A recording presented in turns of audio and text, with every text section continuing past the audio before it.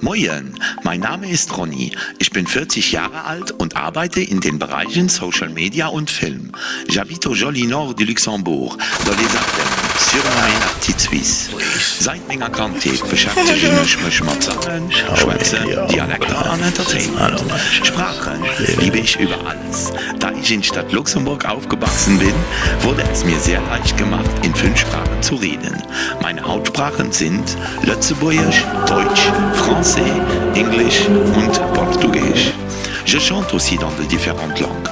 Être authentique et motivé pour de nouveaux projets, als genau das, was mich an meine Persönlichkeit ausmacht. Am allerliebsten, ich jammel auch grad für eine prachtvolle Fee. You're gonna catch a cold on the ice, it's like it's so.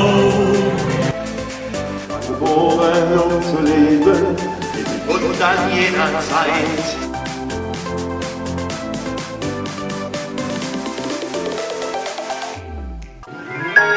Platzquelle Optik. Weil nimmer mat Platzquelle Optik, wo dir den vollen Durchblick.